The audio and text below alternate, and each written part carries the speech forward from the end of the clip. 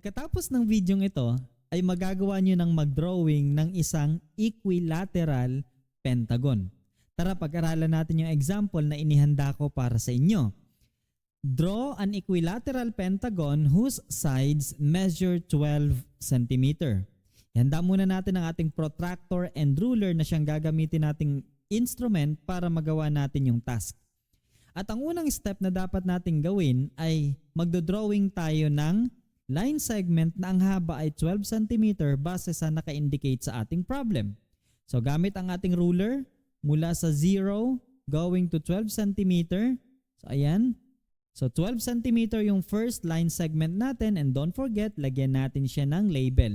So the first endpoint will be point A at yung second endpoint naman ay point B. Okay, and then ilagay na rin natin yung label kung gaano kahaba yung line segment natin to be guided, that is 12 cm. At pagkatapos niyan ay gagamitin natin ang ating protractor para hanapin naman yung 108 degrees. And make sure lang na bago natin hanapin yung 108 degrees, kailangan naka-align yung center ng ating protractor dito sa endpoint ng ating first side. Okay, and then gamit yung ating protractor in a correct position, tama na to. So 0, 10, 20, 30, 40, 50, 60, 70, 80, 90, 100, 110. So ibig sabihin yung 108 ay nandito. Kung titignan nyo, bawat isang guhit corresponds to 1 degree. So 108 is located here. Ayan, meron na tayong marking. Do the same dito naman sa another endpoint. At make sure na laging nasa center yung ng ating protractor yung endpoint ng first side. Pagkatapos niyan ay hanapin din natin yung 108 degrees. Bakit nga ba 108 degrees ang dapat nating i-consider sa markings? Kasi lahat ng interior angles ng isang equilateral pentagon ay 108 degrees in measure. Meron tayong bukod na lesson para dyan. Okay, so we have 0, 10, 20, 30, 40, 50, 60, 70, 80, 90, 100. So 100 katapat rin siya ng 80.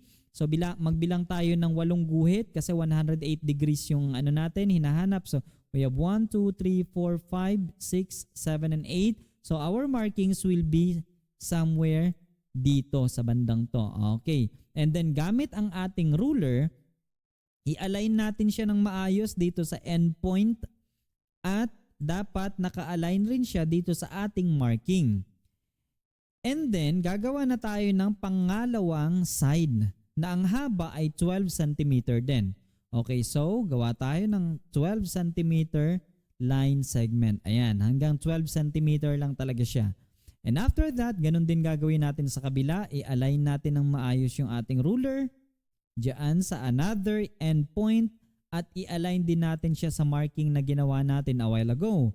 And then gagawa ulit tayo ng another line segment na magsisilbing third side, and make sure na yung haba niya ay nasa 12 cm lang. Okay, so gawin natin yan. So from point A going to 12 cm. And then gamit ulit yung ating protractor na nasa ganitong position, make sure na yung 0 degree natin ay naka-align dito sa side kung saan natin sinusukat yung angle. And then yung endpoint ay nasa center din ng protractor. And then hanapin ulit natin yung 108 degree angle. So kita naman natin, this is 60, 70, 80, 90, 100. This is 110. So ibig sabihin yung 108 ay nandito. Ayan. So lagay natin dyan yung 108 degree o marking for 108 degrees. At ganun din gagawin natin sa kabila. Okay, baligtaran lang yan pero same process. So from 0, 10, 20, 30, 40, 50, 60, 70, 80, 90, 100, 110. So yung 108 ay nandito sa part na to. Ayan, dyan. And then, lagay natin yung marking natin. Okay? And then gamit yung ruler. So pwede naman ganito yung position ng ating ruler. Basta make sure lang na 12 cm lang yung length ng ating gagawing side. So ayan. So from 0 to 12 cm. So gawa na tayo ng fourth side. And then gawin din natin yung pang fifth side for sure kasi wala naman tayong maling ginawa dito sa mga naunang steps. Panigurado 12 cm din yung length ng ating fifth side. So from 0 up to 12 cm. So that will be the fifth side. And don't forget to put our vertices. We have vertex C, vertex D, and vertex E. At ilagay na rin natin yung label ng length ng bawat sides, which is 12 cm, 12, 12, 12 cm silang lahat. And so, tapos na yung equilateral pentagon na ginawa natin na ang sukat ng bawat side ay 12 cm. Ganun lang kadali yun. Okay?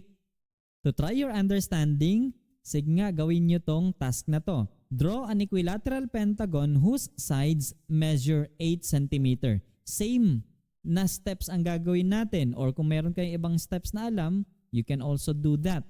Pero yung measure ng side niya ay 8 cm. Okay, I hope you learned something from this lesson. Thank you so much for listening and have a nice day.